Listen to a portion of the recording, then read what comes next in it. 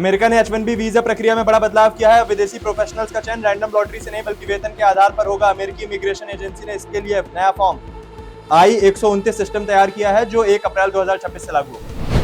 नए नियमों के तहत आवेदकों को 4 वेतन स्तरों में बांटा जाएगा, जिसका पद का वेतन स्तर जितना ऊंचा होगा चयन के उतने ही ज्यादा मौके मिलेंगे। उदाहरण के तौर पर लेवल 4 के उम्मीदवार को 4 मौके मिलेंगे, जबकि लेवल 1 के उम्मीदवार को सिर्फ 1 मौका मिलेगा। ईरान और अमेरिका इजरायल के बीच चल रहे युद्ध में ईरान के कई शीर्ष सैन्य और राजनीतिक अधिकारी मारे जा चुके हैं। इसके बावजूद ईरान का दावा है कि वह लंबे समय तक युद्ध जारी रख सकता है। रिपोर्ट्स के मुताबिक ईरान ने सैन्य कमान को 7 अलग अलग हिस्सों में बांट रखा है। ईरान युद्ध के कारण फारस की खाड़ी में हालात तनावपूर्ण हैं। हॉर्मुज ऑफ स्ट्रेट से तेल टैंकरों की आवाजाही प्रभावित होने लगी है। इसी वजह से इराक ने अपना कच्चा तेल का उत्पादन घटाकर करीब 1.4 मिलियन बैरल प्रतिदिन कर दिया है, जिसके वैश्विक ऊर्जा बाजार पर असर पड़ सकता है।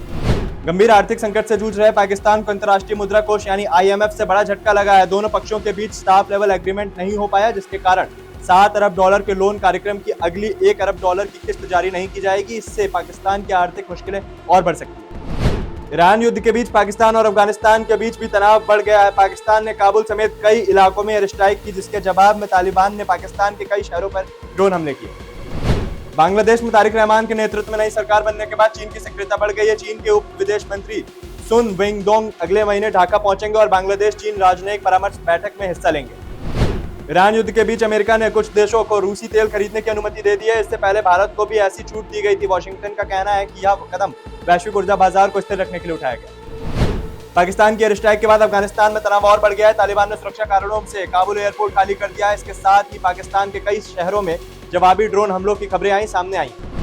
विशेषज्ञों का मानना है कि अमेरिका अपने विरोधी देशों के नेताओं को निशाना बनाने की रणनीति अपना रहा है। वेनेजुएला और ईरान में कार्रवाई के बाद अब उत्तर कोरिया के नेता किम जोंग उन के भी संभावित निशाने पर होने की चर्चा हो रही है। प्रधानमंत्री नरेंद्र मोदी 2 दिन के असम दौरे पर हैं। खराब मौसम के कारण उन्होंने कोकराझार में 4,570 करोड़ रुपए की परियोजनाओं का वर्चुअल उद्घाटन किया। इसके साथ ही उन्होंने क्षेत्र के विकास और शांति प्रक्रिया पर भी जोर दिया। सुप्रीम कोर्ट ने देश भर में महिलाओं के लिए पीरियड्स के दौरान पेड लीव अनिवार्य करने की मांग वाली याचिका खारिज कर दी। CJI सूर्यकांत ने कहा कि ऐसा कानून महिलाओं के रोजगार के अवसरों को प्रभावित कर सकता है और नियोक्ता उन्हें नौकरी देने से बच सकते हैं। LPG संकट और निलंबित सांसदों की वापसी के मुद्दे पर संसद में जोरदार हंगामा हुआ। विपक्ष ने लोकसभा और राज्यसभा में नारेबाजी की।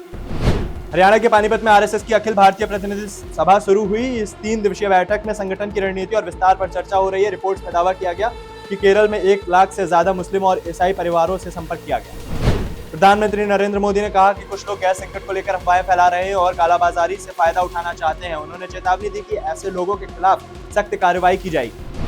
गाजियाबाद में 31 वर्षीय हरीश पिछले 12 साल से बेसुध हालत में है। परिवार लगातार उनकी देखभाल कर रहा है और उम्मीद करता रहा कि वह कभी प्रतिक्रिया देंगे। यह कहानी परिवार के संघर्ष और भावनाओं को दिखाती है।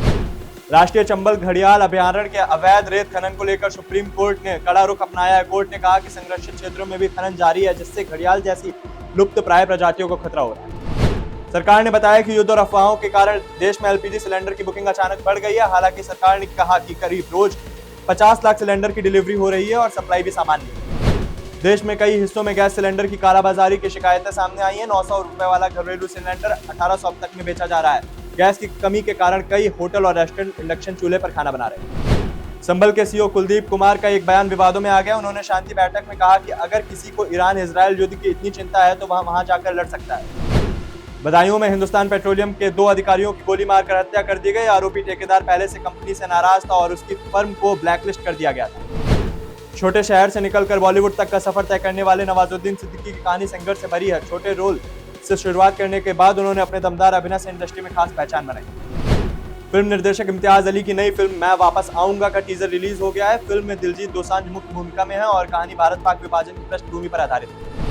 द 100 लीग में भारतीय मालिकाना हक वाली टीम सनराइजर्स लीड्स ने पाकिस्तान के स्पिनर अबरार अहमद को खरीदा है। इस फैसले को लेकर सोशल मीडिया पर बहस छिड़ गई है। भारतीय विकेटकीपर बल्लेबाज जितेश शर्मा ने कहा कि T20 वर्ल्ड कप टीम से बाहर होना का दुख था, लेकिन पिता के निधन के बाद उन्हें एहसास हुआ कि परिवार जीवन में सबसे ज्यादा महत्वपूर्ण है।